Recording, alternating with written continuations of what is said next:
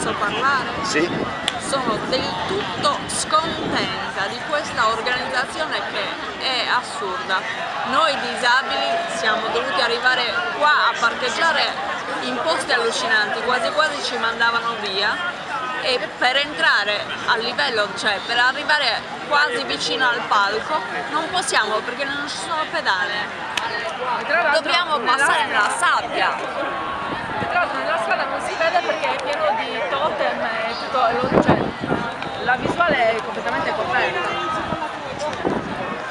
Con i motori dei paninari, dei carrozzoni, dei furgoni non possiamo nemmeno arrivare a sentire un qualcosa. È praticamente impossibile. Ho visto varie persone disabili anche con le stampelle, ma faticavano incredibilmente per poter arrivare a livello del palco. È impossibile, è completamente qui bene o male c'è un po' di erba che trattiene la sabbia, ma più avanti non fa, è impossibile.